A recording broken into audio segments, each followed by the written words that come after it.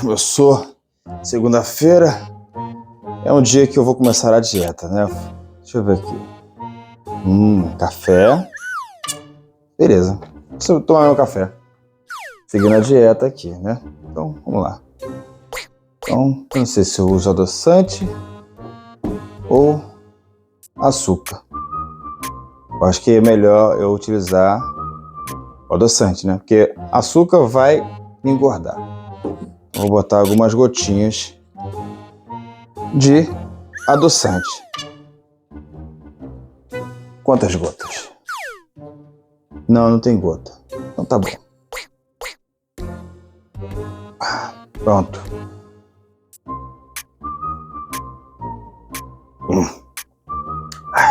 É ruim?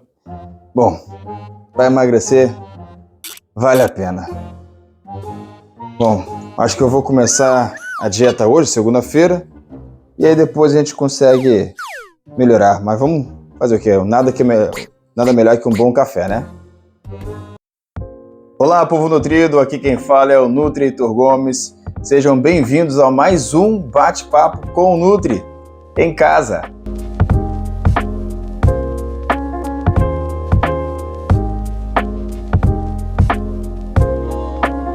Uma das maiores procuras por nutricionistas em consultório é no processo de emagrecimento, pois muitas pessoas às vezes vêm porque às vezes querem perder peso para entrar num vestido, para um evento, ou porque a roupa não cabe mais, ou porque outras pessoas veem que você estava tão magrinho, agora você já ganhou peso, aí procura um nutricionista. Outras pessoas procuram a nutrição por encaminhamento de algum outro profissional para a busca do emagrecimento. Mas afinal, o que raio é esse de emagrecimento? Porque a gente sempre está acima do peso? Bom, para você saber que está acima ou não no peso, existe uma regrinha chamada pelo IMC.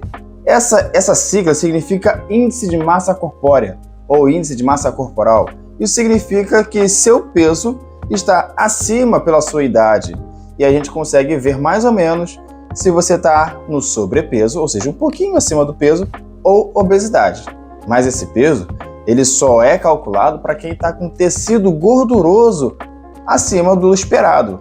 Se as pessoas forem muito musculosas, porque faz algum procedimento, ou porque as pessoas estão fazendo alguma atividade física muito extensa, esse cálculo do IMC não conta, porque ele é baseado em cima de tecido gorduroso. E nesse caso, a gente tem que entender que da onde que vem essa gordura corporal. Então, a próxima pergunta é: por que as pessoas ficam com sobrepeso ou obesidade? Bom, antes de mais nada, eu preciso mostrar para vocês que o tecido gorduroso, ele é um tecido como a nossa pele, porém, ele é constituído também com célula, é igual à nossa pele. Então agora nós vamos falar que ele é chamado de tecido adiposo, porque ele é composto por adipócitos. Adipócitos são células de gordura. Bom, existem várias funções para os adipócitos. Um dos mais conhecidos é a reserva de energia. Lembra naquela época que a gente via em livros, na época pré-histórica, que a gente não tinha como armazenar comida. A gente tinha que utilizar a caça, a gente tinha que caçar nosso alimento. E nesse caso, os tecidos adiposos, eles são ótimos nesse quesito, porque tinha dia que você comeria, mas tinha dias que você não iria comer. Então, o nosso corpo precisa fazer uma reserva de energia para que quando nós pudéssemos precisar de energia, ele utilizaria a reserva, que seria esse tecido gorduroso. Mas hoje em dia, nós não precisamos caçar para poder adquirir o nosso próprio alimento. Nós temos estoques, nós temos os mercados, nós temos diversas artimanhas para poder obter a energia. Sem dizer que os alimentos também podem ser muito mais calóricos, pois antigamente não tinha esses processos que hoje tem na industrialização. Então, ficou muito mais fácil de obter reservas de energia com o tecido gorduroso. A outra função que o nosso tecido adiposo tem é de formação hormonal, ou seja, nossos hormônios sexuais, como hormônios chamados de feminino ou masculino, como testosterona e estrogênio, esses, no caso, são formados a partir do colesterol, a partir da gordura. E nesse caso, quando a pessoa pode ter menos gordura do que o esperado, vai influenciar, sim, na produção dos nossos hormônios sexuais. E esses hormônios sexuais ele têm diversas funções. Uma das, do testosterona, é o aumento de massa muscular, aumento de libido, e entre outras mais. E o estrogênio ele também é um protetor ósseo nosso. Então, nesse caso, vai ter esses impactos da nossa saúde. Então, nós estamos vendo que a gordura, né, digamos assim, elas não são ruins, elas são boas. O que às vezes não é tão legal assim é a quantidade exagerada. Mas agora, se eu sei que eu tenho essa gordura, né, eu luto contra a balança há anos, da onde que vem essa gordura? Será que é só da alimentação mesmo?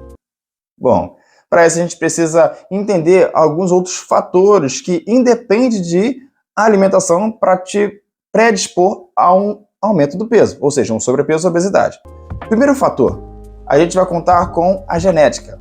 A genética ela influencia muito o seu peso futuro. Então, se você tem um pai ou a mãe acima do peso, você tem uma predisposição, sim, de ser acima do peso. Se você tem os dois, tanto pai quanto mãe, acima do peso, a sua chance de ter sobrepeso ou obesidade aumenta demais. Então, a primeira coisa é a predisposição genética. Mas nem são todo mundo que tem uns pais obesos e são obesos. Isso é uma predisposição, ou seja, você vai ter chance de ser acima do peso, mas não quer dizer que isso vai determinar que você é. Segundo, a outra questão é a sua infância. Como é que você era? Ou adolescência? Você tinha obesidade infantil? Essa questão, no momento da infância e adolescência, é o momento que o nosso corpo começa a produzir células em grandes quantidades para crescer músculo, crescer osso, volume sanguíneo. Tudo isso são células. E a gordura não deixa de ser. E nesse momento, se você tem uma grande produção de células gordurosas, adipócitos, por exemplo, eles vão ser maiores quando você chegar na fase adulta. Ou seja, você ter uma obesidade infantil ou na adolescência vai predispor você a ser um adulto acima do peso. Visto que, uma vez que eu tenho uma massa muscular muito grande na adolescência, eu tenho também uma probabilidade de ter uma massa muscular muito grande na fase adulta. E não existe dieta que vai fazer que eu queime músculo. Então, nesse caso, a célula de gordura também não existe uma estratégia do nosso corpo para matar célula de gordura. Ele vai utilizar as reservas para fazer com que ela diminua o tamanho. Mas matar o nosso corpo não tem essa estratégia, não. É muito mais difícil. Isso nos leva a uma outra condição sobre obesidade. Existem dois tipos de obesidade, digamos assim, de células gordurosas. Primeiro, existe a obesidade que a gente chama de obesidade hipertrófica. Ou seja, quando você vai fazer uma musculação, por exemplo, você deseja uma hipertrofia muscular. Ou seja, que suas células musculares elas aumentem de tamanho. Isso se chama hipertrofia, ela aumentou de tamanho. Então, nesse caso, existe também na célula de gordura, onde a célula de gordura está pequena, quando você se alimenta a mais, ela aumenta o tamanho. Então, é uma hipertrofia adiposa, onde a sua célula de gordura aumentou de tamanho. E também existe uma gordura, uma obesidade hiperplásica. Significa que, quando ela já chega a um tamanho muito grande, ela não pode crescer mais, senão ela estoura, então ela se multiplica. Isso acontece muito na infância e na adolescência, onde aumenta o tamanho dela e se multiplica as células de gorduras. E aí nisso acontece outro tipo de obesidade, hiperplásica e hipertrófica, quando a célula de gordura se multiplicou e depois inchou novamente. Então isso acontece muito com o tecido gorduroso, tecido adiposo. E nesse caso, quando chega na fase adulta, o nosso corpo não retirou aquelas gorduras que estavam lá, aquela memória celular. Ele continua lá. Então ele só precisa de um estímulo para transformar a célula de gordura disso para isso. E aí você fica na briga da balança. Eu aumento de peso, perco peso. Aumento de peso, perco peso. Por causa da sua memória celular da gordura. Outro fator que vai predispor a você estar acima do peso é a condição de doenças também. Por exemplo, uma pessoa que tem problemas na tireoide, como hipotireoidismo, faz com que seu metabolismo seja mais lento cada vez mais, fazendo com que, às vezes, um pouquinho de açúcar, ele acaba fazendo com que o seu corpo não metaboliza bem aquilo ali, transforma em gordura e você acaba tendo uma dificuldade em queimar aquela energia, como o açúcar, e transforma em gordura facilmente. Isso a gente tem como ajustar na medicina, com medicamento, com os médicos no caso, mas é uma dificuldade maior da pessoa ter de fato a perda de peso gorduroso, tá bom?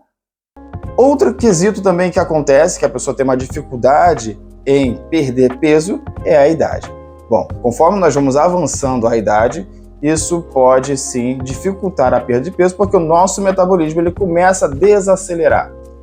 Para tristeza de muitos, a partir dos 30 anos, o nosso corpo começa a desacelerar. Então, a partir dali, é você por você. E o impacto só vai vir 10 anos depois. Então, vai vir 40 anos. Isso vai aumentando a cada década o decréscimo do metabolismo, ou seja, você vai tendo mais dificuldade de perder peso, voltar ao seu peso normal, considerado pelo IMC. E nesse caso, a gente vai ter uma dificuldade na questão da idade. Resumindo, então, nós temos dificuldade para voltar ao peso ideal ou chegar no peso ideal na questão do sobrepeso e obesidade por condição genética, infância e adolescência, doenças e o fator cronológico, que é a idade. Então, nesses casos, nós temos 4 fatores que eu citei aqui que independem de alimentação.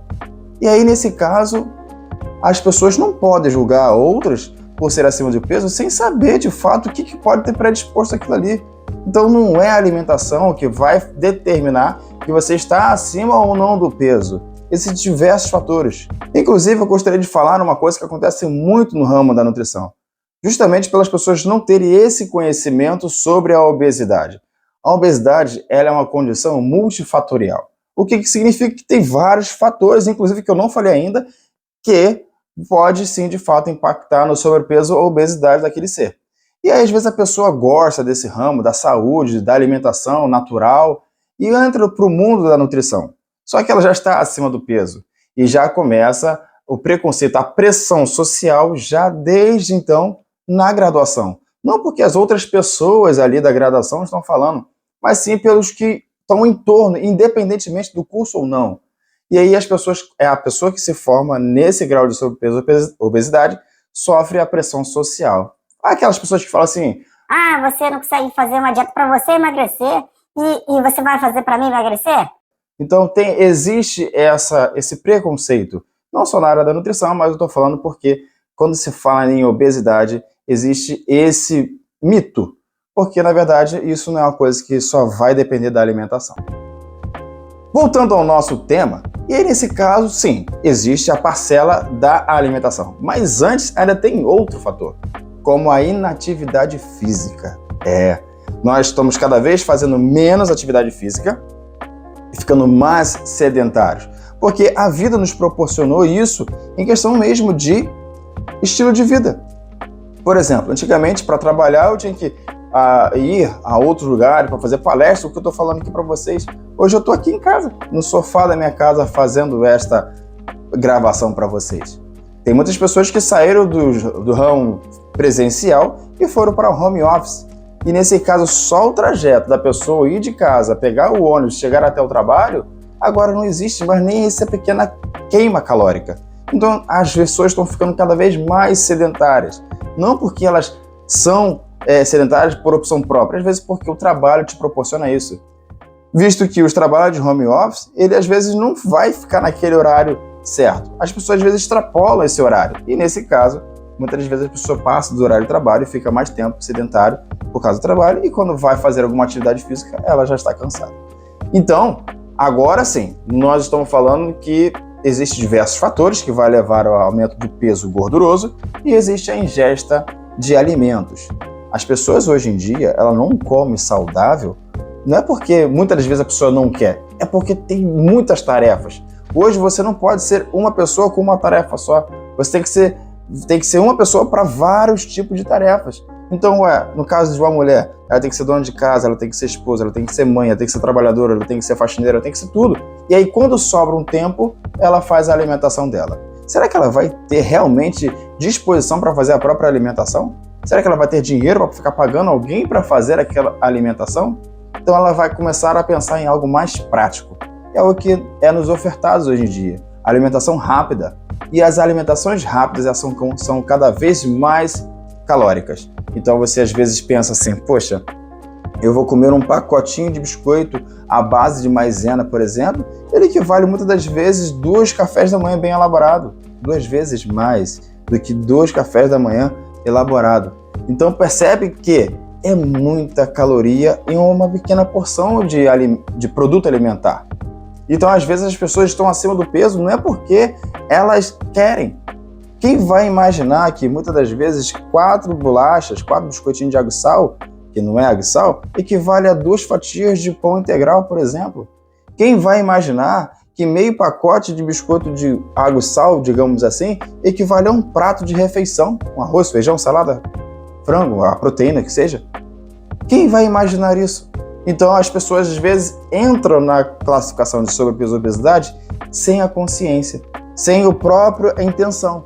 E aí junta essa alimentação, mais o fator idade, mais uma doença, e aí a pessoa vai ficando cada vez mais obesa ou sobrepeso.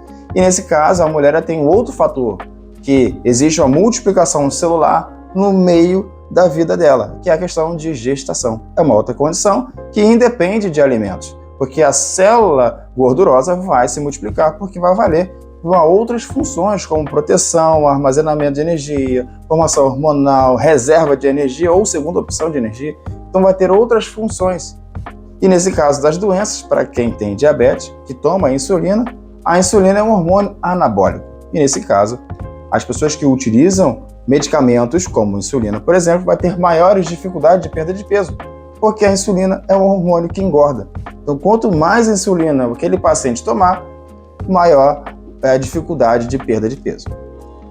Bom, e agora, tudo bem, eu entrei no processo, estou com uma dieta para perder peso, e aí nessa dieta ela acaba tendo a questão do açúcar ou adoçante. O que eu utilizo? O que será melhor para poder utilizar? Bom, vamos pensar primeiro no açúcar. O açúcar, a origem do açúcar, ele vem, como eu falei num vídeo anterior, que ele vem da cana. E nesse caso, qual é o melhor açúcar que eu possa fazer para adoçar o meu café? Bom, vamos lá. Vamos analisar primeiro qual é a diferença entre todos os processamentos do açúcar. Então, primeiro vem, no caso, o melado, a rapadura, o açúcar mascavo, o açúcar demerara, o cristal e o refinado. Então, ele passa por todos esses processos. Então, vou falar dos menos processados para os mais processados. Então é nessa ordem mesmo que eu disse. Então é o melado, a rapadura, açúcar mascavo, demerara, cristal e refinado. E nesse caso o produto final é esse aqui, açúcar refinado. Na verdade isso aqui é sal, tá no pote errado. Bom, nesse caso, qual é a diferença calórica entre todos esses açúcares? Nenhum. Então, caloricamente falando, todos esses processamentos, ele não vai mudar a caloria daquele alimento. Então, no caso, todos os tipos de açúcar, esse aqui é mais natural, ele não vai mudar o fator calórico. Então, ele vai ter o mesmo fator calórico. A diferença vai estar nos produtos químicos que entram e também na questão de retirada de minerais e vitaminas. Mas a pessoa vai falar que vai consumir um açúcar para poder consumir mais vitaminas e minerais, isso é errado. A pessoa tem que consumir vitaminas e minerais através de produtos mais naturais, como frutas, legumes, verduras, e assim vai. Mas não do açúcar, pelo amor de Deus. E nesse caso, eu fico com a opção do adoçante. Qual adoçante que eu posso utilizar na perda de peso? Bom, nesse caso, para a tristeza de muitos, o adoçante ele não vai te garantir uma perda de peso. Por quê? O adoçante, de fato, eu encaro ele como um medicamento. Ele é um medicamento para um público específico, como eu falei anteriormente, os diabéticos. Esses sim são pessoas que têm um controle de glicemia e para eles necessitam de um controle mais rígido utilizando o medicamento adoçante. Tudo bem que ele não está no grupo de medicamentos, mas ele acaba sendo como? A criação foi para isso. E nesse caso o adoçante caiu no gosto popular e as pessoas utilizam. E nisso existem os adoçantes naturais e os artificiais. O melhor é o natural. O melhor no quesito saudável é o natural. Por quê? Porque o natural ele acaba sendo mais aceitável pelo nosso corpo e ele consegue digerir melhor aquilo ali. Ele sabe o que vai fazer com aquilo. Por exemplo, eu estou aqui nessa sala E nessa sala eu vou trazer uma almofada. Aqui, uma almofada. E aí eu sei que eu vou pegar essa almofada e vou colocar aqui, no meu canto. É o local da almofada. Mas digamos que nessa sala agora, eu traga uma trave de futebol. Aquela trave, para jogar, chutar, fazer gol, na verdade, né? E aí, onde eu coloco? Eu acho que para mim fica melhor num canto ali. Mas a minha esposa vai achar que é melhor aqui na sala. Então minha filha vai achar que é melhor aqui, porque a gente não vai saber onde vai colocar aquela trave de futebol. E aí, nesse caso, é essa comparação que o nosso corpo faz para os adoçantes. Ou não só adoçantes, mas tudo que for artificial e natural. Natural, o nosso corpo, ele vai saber o que vai fazer. Isso aqui é no sofá. Ele sabe o que vai fazer. Isso aqui vai para aquela célula. Isso aqui eu vou jogar fora. Isso aqui vai para as fezes. Ele sabe o que vai fazer. Agora, quando é um adoçante artificial, como a trave de futebol, ele não sabe o que fazer. Então, horas ele vai jogar para um canto, horas ele vai jogar para o outro, horas ele nem vai jogar. Deixa ela no canto e não vou tirar. Deixa ele ali. E vai ficar acumulando aquele dias e dias, anos e anos. Então, entre os adoçantes, se eu for utilizar, o natural ele acaba sendo muito melhor. Estévia, xilitol, eritritol e entre outros mais. E os artificiais tem o aspartame, a cesulfame e entre outros. E nesse caso, dentre eles, qual é melhor para o processo de emagrecimento? Dentre os dois adoçantes, qual é melhor? Bom, como eu disse anteriormente, o adoçante não te garante que você vai perder peso. Por quê? Vamos pensar no seguinte, se eu pego um adoçante, coloco na boca, você sente qual sensação? Doce, certo? E nisso que você sente a sensação doce, o seu cérebro envia uma mensagem para o seu pâncreas falando, opa, tá vindo doce, joga insulina. Lembra que eu falei que a insulina que a gente injeta, ele é um hormônio anabólico? Exatamente, mas o seu pâncreas vai jogar mais insulina, fazendo com que ele não pegue o açúcar que você conseguiu no adoçante, porque não tem açúcar aqui. Mas ele vai pegar o açúcar circulante e vai transformar em gordura. E aí, nesse caso, como disse, o adoçante não te garante que você vai perder peso, porque você vai jogar mais insulina. E quanto mais insulina no sangue, mais gorduras eu faço se eu não for utilizar a energia. Tudo bem? E nesse caso, como que a gente consegue fazer para justamente ter a perda de peso? Bom, hoje em dia existem diversos métodos para poder fazer perder peso. Existem métodos cirúrgicos, medicamentos que façam milagres. Existem diversos métodos, mas todos eles, o que vem acompanhado? Fazer atividade física e adequar a alimentação. Se você não fizer atividade física e não adequar a sua alimentação, você não vai conseguir êxito em perder peso e manter aquele peso. Porque lembre que eu falei, a célula de gordura ela tem a memória celular. Então, se por exemplo eu tenho 1000 células de gorduras e aí algumas vão murchando e depois morreu, ficou um vazio ali. Então ele vai querer preencher, ou vai preencher com músculo, nosso corpo vai preencher com células musculares, ou vai fazer outras células de gordura. E aí, nesse caso, as pessoas, como inicia um procedimento dietético, ou enfim, qualquer outro tipo de procedimento, ele inicia esse procedimento e depois para. E nisso, aquela célula de gordura volta para o lugar. E aí, além dela voltar para o lugar, ela incha e depois ela reduz. Então, por isso que a pessoa às vezes ganha peso e perde peso. Então, Nutri, qual é a conclusão de tudo? Será que realmente açúcar, adoçante não vai fazer a pena na minha questão da dieta? Bom, eu preciso que vocês entendam um pouco de uma coisa. Se eu tenho mania de tomar café 5 vezes por dia, por exemplo, eu adoço com açúcar. E aí, nesse caso, eu coloco 10 gramas de açúcar, uma colherzinha de café, 10 gramas de açúcar em cada xícara de café que eu faça. Então, por exemplo, eu tomo 5 vezes café, 10 graminhas de açúcar em cada uma, dá em média de 200 calorias por dia só de café. Pô, mas aí não tem problema, 200 calorias, né? Eu consigo dar conta, meu corpo dá conta. Bom, a gente parando para analisar que 200 calorias diárias em um mês tem em média de 30 dias, eu fazendo isso todos os dias, eu vou ter em média de um consumo de 6.000 calorias por mês só de café. Só por 10 gramas de açúcar em cada xícara. Muitas pessoas colocam mais, uma colher de sopa, são 20 gramas, e você aí muda para 12.000 calorias. E aí, ou seja, a cada mês eu crio 1 quilo de gordura nova só com o café. Eu faço o uso do açúcar naquele momento. Então, você tem que saber que o processo de emagrecimento, ele não está no que você coloca, ele está no seu ajuste mensal, ou melhor, ajuste diário de calorias durante a sua rotina, seu cotidiano. Então, muitas pessoas, às vezes, consomem muito além e nem contabiliza. As pessoas não contam isso. Eu adoço meu café com açúcar, uma colherzinha, às vezes é mais. Então, essas somas que a gente não vai pegando, isso vai contribuindo para o seu ganho de peso.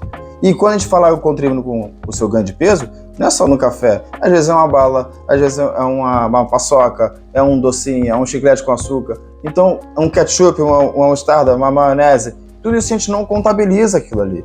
E nesse caso, ele acaba tendo um acréscimo calórico sem você perceber. Bom, concluindo, a gente precisa ter um equilíbrio entre atividade física e dieta. A gente não consegue só manter uma dieta e não realizar atividade física. A gente precisa da união dos dois. Então a gente precisa de fato ter uma atividade física em dia e regularizar a nossa alimentação, né? Através de um plano alimentar, sim, de fato, adequado. Bom, espero que vocês tenham gostado do nosso bate-papo de hoje. Qualquer dúvida, pode colocar nos comentários e até a próxima.